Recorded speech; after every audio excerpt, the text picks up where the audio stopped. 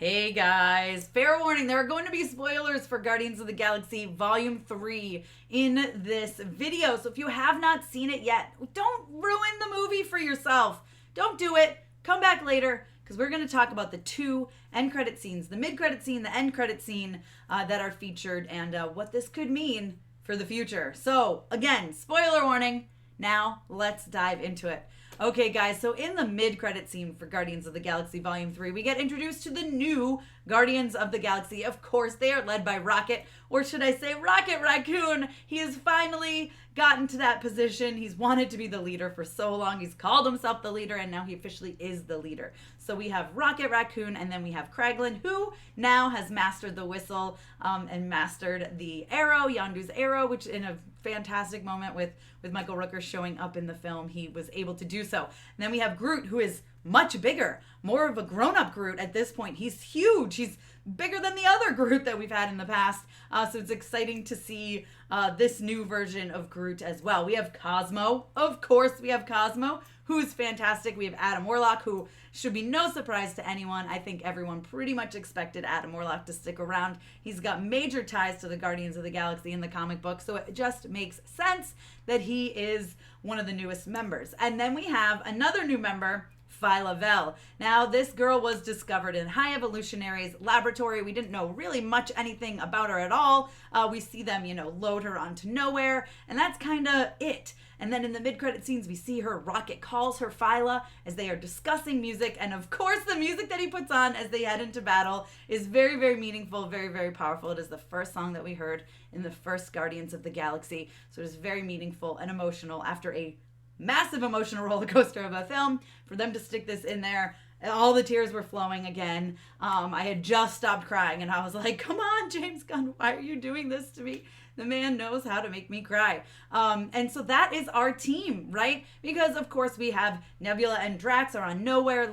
Drax is like being a father figure to all of these kids, maybe perhaps a teacher. Nebula is like, I guess, mayor of Nowhere. I'm not really sure. Star-Lord has gone home to Earth to find his grandfather and find himself.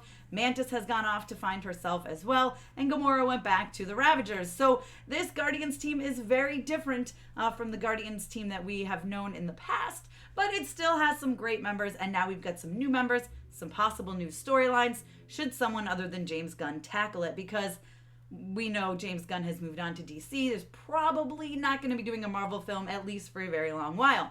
But we get Phyla Vell, which I have a whole video up explaining her, so be sure to check that out. But I was very excited to see her. I was very excited to hear her name be Phyla. And I was like, yes, this means we can get Moondragon. She's got ties to Star Fox. Like, there's so many things where this could go from here. And again, the Guardians just kind of run into battle. They're protecting the people of this planet. And it's just kind of nice to see this new team kicking things off. It's very exciting. Now, in the end credits, so the second credit scene, post-credit scene, we get Star-Lord sitting with his grandfather. At the end of the film, we saw him go back to his grandfather, who looks really good for 90-something, by the way, but moving along. They're sitting at the breakfast table. Clearly, his grandfather was telling him to go mow the lawn for the neighbor, and he's like, I'll help her, but like, she's a 45-year-old son who's perfectly capable. Isn't this gonna be weird if I'm just mowing the lawn in front of him?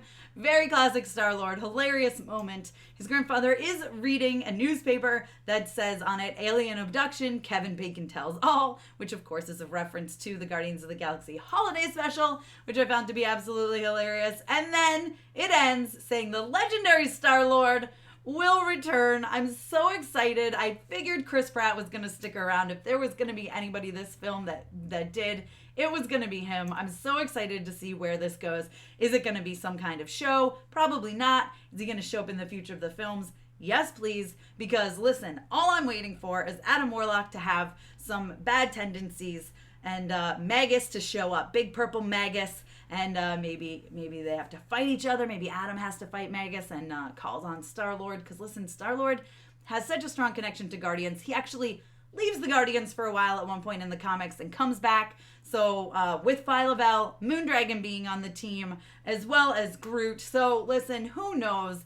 But hopefully we see more of him. Well, we know we're going to see more of him in the future. But hopefully we see more of him tied alongside the Guardians, if not directly with the Guardians. All right, guys, you let me know what you thought about these mid-credit and end-credit scenes in Guardians of the Galaxy Volume 3. Let me know what you thought of the movie, if you've already seen it. All of that down below in the comments. Excited to talk about it with you guys. You guys know I'm a big Guardians fan, so I'm ready to discuss. And be sure to give me a thumbs up. Don't forget to subscribe. Hit that notification bell so you don't miss out on more videos like this one.